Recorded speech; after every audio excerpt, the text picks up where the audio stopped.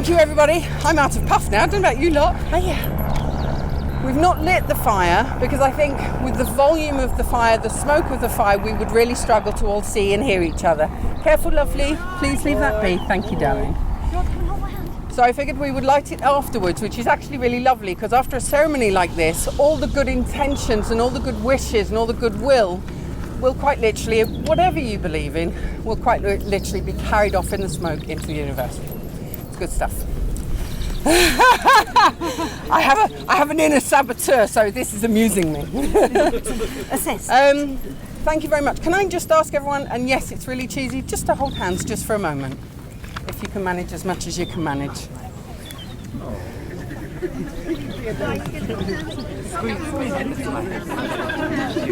Yeah, may involve a little bit of spreading temporarily. You can all gather in again afterwards.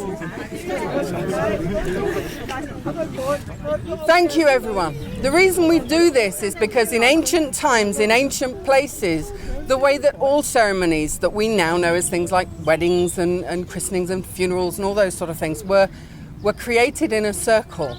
And the people came together to create that circle. We didn't have churches or funeral homes or things like that. We had hillsides and we had valleys, and that's where people gathered together. So they would join hands in places like this to create a sacred space with all their goodwill, their heart, thank you, in which we can have a ritual or a ceremony. Okay, so thank you for that. This is for Iris, so appreciated. I'm going to ask Julian, who has a few words to share with you first. Lou, can I ask you and Rachel to hold this, please? Go for it. Right. Thank you to everyone for coming along this weekend for Iris's naming ceremony. DK asked me to do a sort of little short speech, and I was going to do a short summary of what we're hoping to achieve here without sounding like too much of a West London quinoa knitter. And then I realised I am a West London quinoa knitter and just embraced it. So if this sounds slightly pretentious, it's because it is. Iris is, of course, officially named in that she does have a birth certificate. But there's a tradition in pretty much every culture and every religion of having a celebration of a baby's arrival to welcome the child into the community and quite often to bless them. This tripartite form of celebration, welcome and blessing is what we wanted to replicate here in a secular form. The safe arrival of any baby is a cause for celebration. And of course, every new parent thinks that their baby should be celebrated. But we think that there are particular reasons to celebrate Iris. Her birth simply wouldn't have been possible not that long ago. We're celebrating not only our beautiful daughter's arrival into our family, but also the advancement of medical science which facilitated her conception and the leaps in social progress which have been made. When Charlotte and I began our respective university courses in 1999, families like ours were called pretend families, not by individual people but by law, a law that many agreed with. Now the law acknowledges both of us as parents and says that those who interact with and educate Iris must recognise our family as equal. That is progress which was unthinkable at the end of the 1990s, and that is worth celebrating. We'd like your welcome to her. The monkey sphere is a term for the spheres of overlapping communities within which each of us exists. Extrapolated from Dunbar's number, a theoretical perfect number of humans who can coexist. We are touched to see friends from all of our monkey spheres here. Genetic family, queer family, cycling community, university friends, and others. We cherish the connections that we have with each of you and the acceptance and love that we have from the communities to which we belong. A sense of belonging is much underrated as a positive feeling, and we ask you to surround our daughter with the happiness that your friendship has brought to us, preferably without ever telling her any embarrassing anecdotes.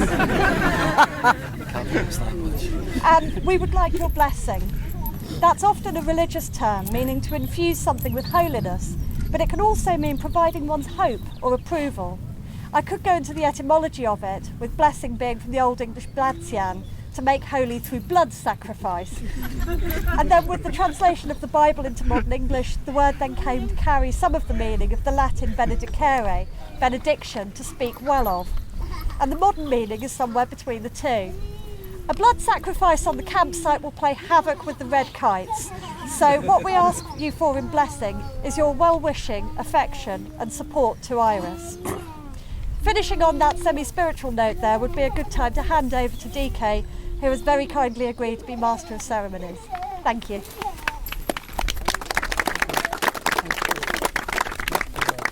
Everybody come in a little, otherwise I'm going to be hoarse in the next 5 minutes. I'll run out of voice. So now that we've done the shape of the circle, we're all stepping into the circle together.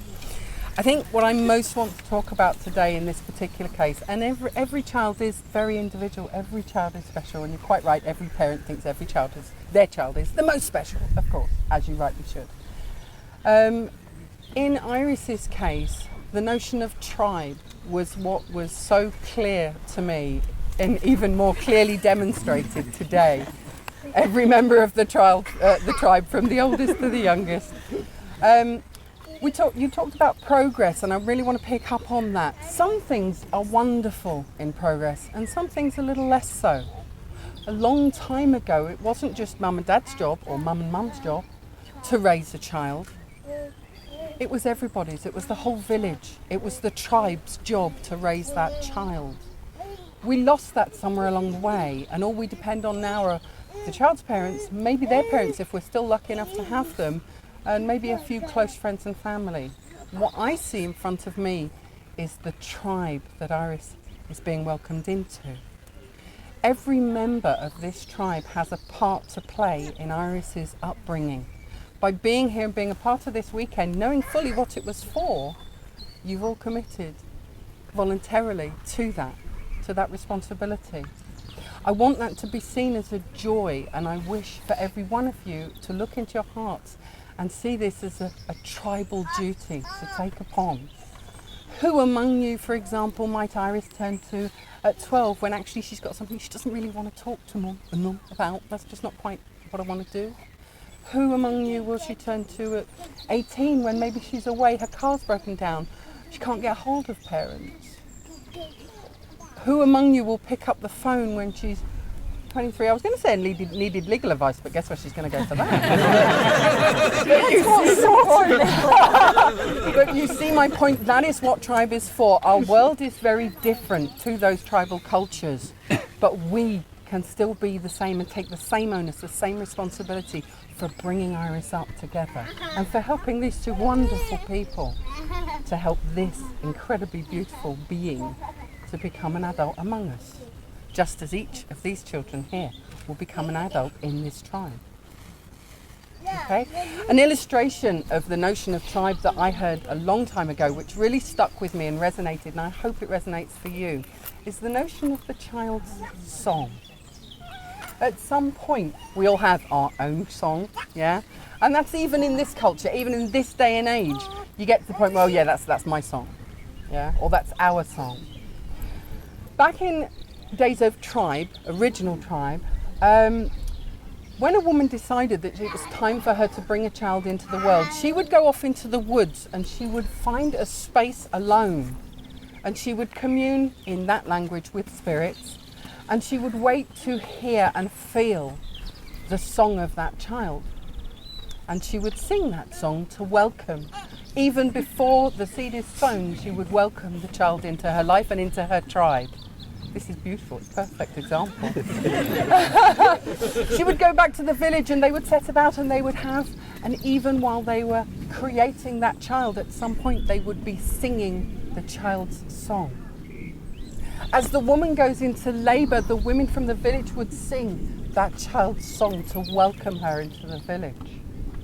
If the child is born and becomes a teenager or a child who is hot-headed or rude or hasn't somehow grasped the idea of tribe and trust and responsibility, the punishment was to bring the child to the centre of the village, and everyone would sing that child's song to them to help them to remember.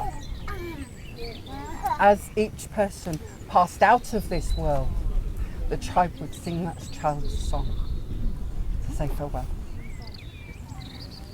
As you can tell, it's quite an emotional story for me.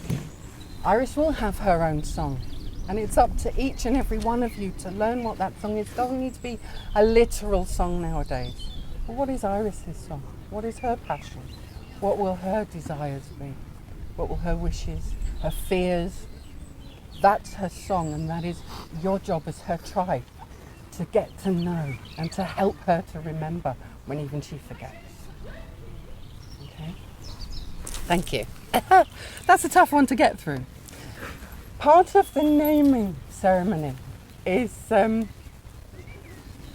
about imbuing Iris's name itself with power, with empowerment.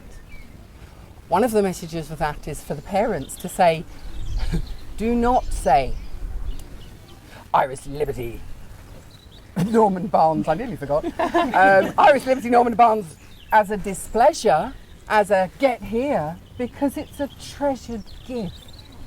Iris Liberty Norman Barnes is her name. It's something that is for beauty, for pleasure, for growth, for learning, for her life. Everybody. If either of the parents need to call upon one of you, if you've forgotten your role in this tribe, I want this to be the key. I want them to be able to say to you with love, Iris Liberty Norman Barnes, and I want you to use that to remember this is my place to step forward into tribe and be there for Iris. I want everybody here to say aye if you agree and remain silent if you do not. Aye. Thank you. The promise is to Iris, not to me. Just so you know. Okay, Charlotte, I'm going to ask you to speak your words at this point.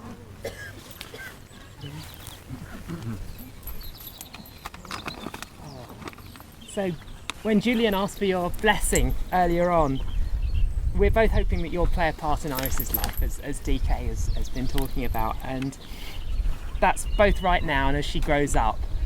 And so I just want to ask you guys some things, and I'd like to invite you to reply by saying your agreement in the same way, however you choose, really.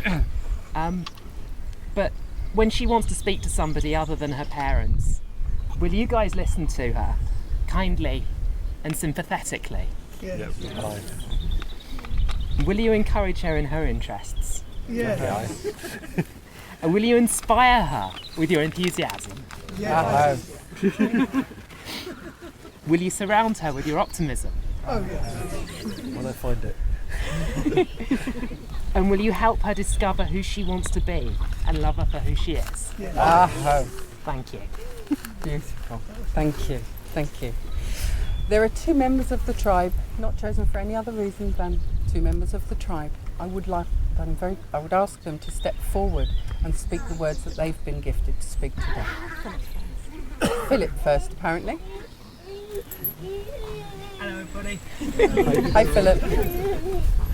So, I think I'm among friends here, and I can tell you that Julian and I spent a significant part of our childhood singing in a church choir. And as such, we've attended quite a lot of naming ceremonies between us.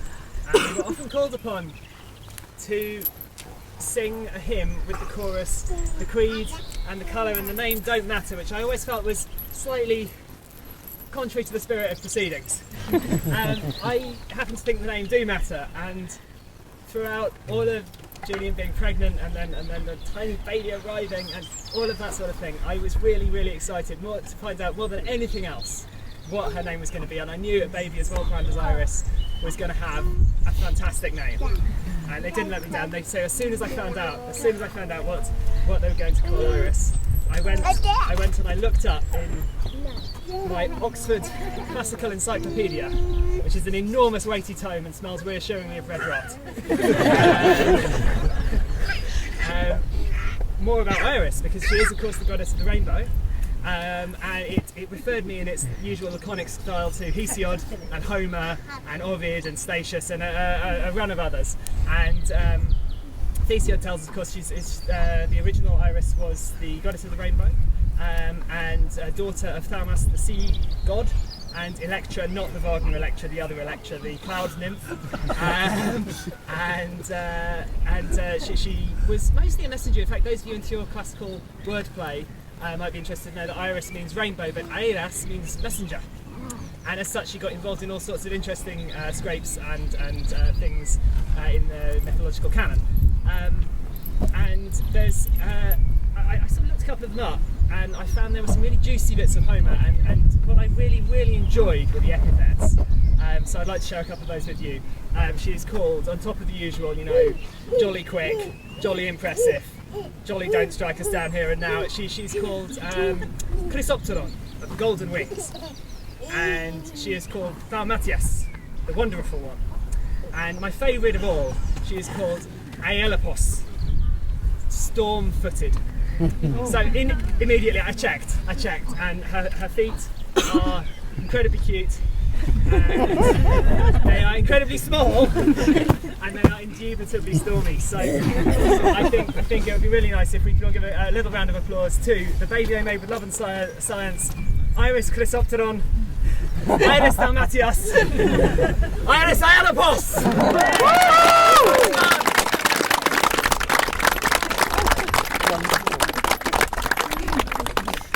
Thank you.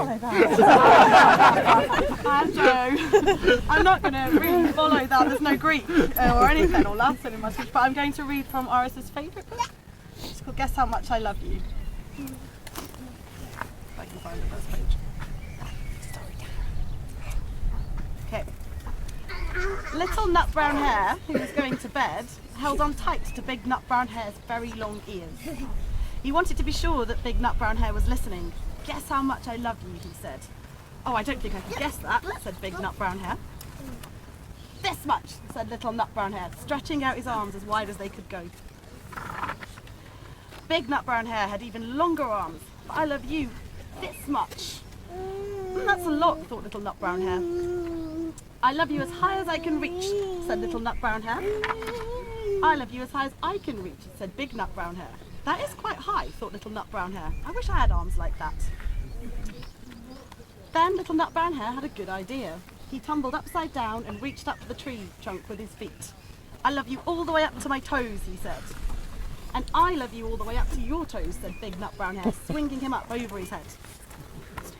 I love you as high as I can hop, laughed Little Nut Brown Hare, bouncing up and down. But I love you as high as I can hop, smiled Big Nut Brown Hare, and he hopped so high that his ears touched the branches above. That's good hopping, thought Little Nut Brown Hare. I wish I could hop like that. I love you all the way down the lane as far as the river, cried Little Nut Brown Hare. I love you across the river and over the hills, said Big Nut Brown Hare. That's very far, thought Little Nut Brown Hare. He was almost too sleepy to think anymore. Then he looked beyond the thorn bushes out into the big dark night. Nothing could be further than the sky. I love you right up to the moon, he said, and closed his eyes. Oh, that's far, said Big Nut Brown Hare. That is very, very far. Very far. Then he lay down close... No. Big Nut Brown Hare settled Little Nut Brown Hare into his bed of leaves. He leaned over and kissed him goodnight. Then he lay down close by and whispered with a smile, I love you right up to the moon and back.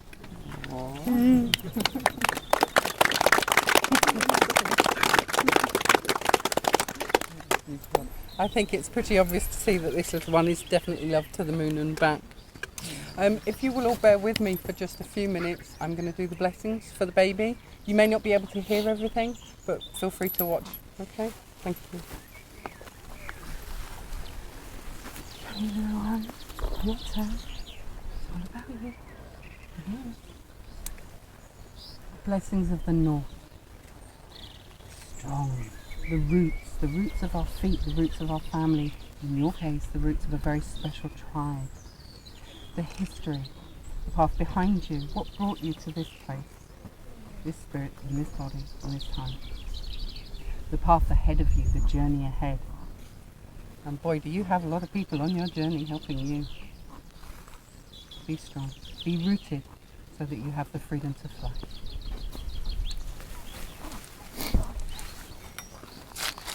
By the power of air, I bless you.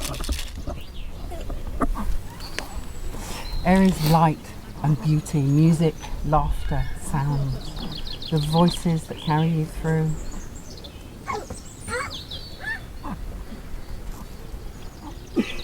And the winds of change, in which she's going to play quite some part. Aren't you? You are. I bless you with the love of music and all things of air.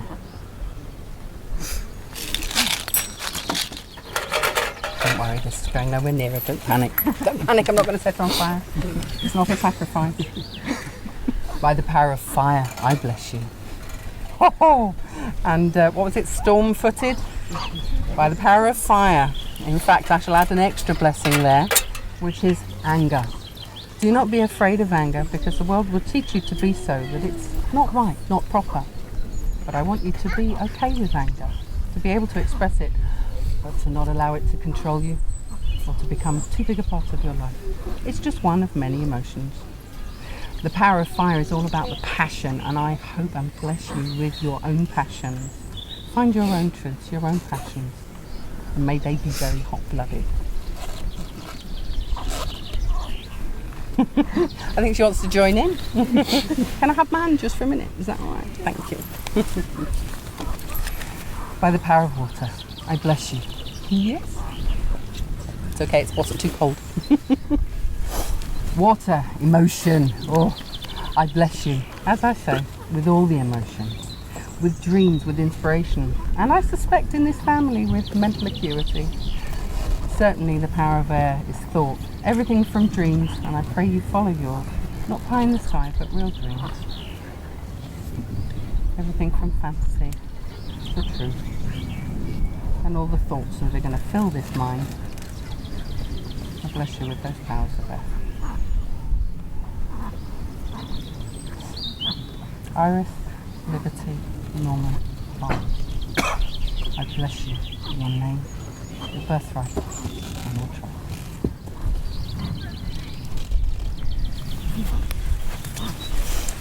It's terribly easy, isn't it, really? We're only, of course, because of the wind. It's nothing to do with tears. At this point, I usually ask, because we are an eclectic bunch of human beings on this planet, we all have our own beliefs. We all have perhaps someone we choose to worship or choose to honour or choose to obey in some form of god or goddess.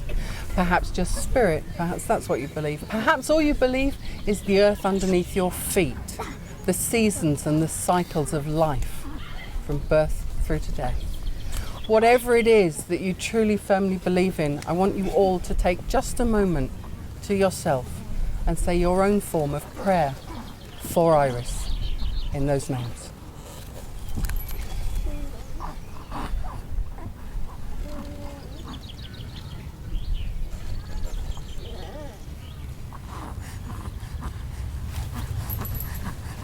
Now comes the fun bit. You guys get to give your blessings in the form of ribbons.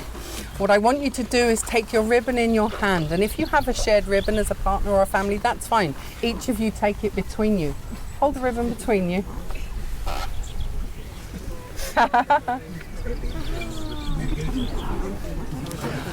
And what I want you to do while you're holding that ribbon is think, what is your gift to Iris? What is your blessing? What is your greatest wish for Iris? What part do you feel you can play in that? Whatever your gift, your blessing is, put it into that ribbon. Find a ribbon. It's fine. A ribbon can be added. If someone doesn't have one and wishes they'd brought one, that's fine. Bring one later. It can be added to the bundle. Okay? This is a similar thing. If anyone's seen a hand fasting, which is a spiritual wedding ceremony without the church, people will bind the hands of the married couple together to bind them as one, and that is older than any form of wedding that we know nowadays.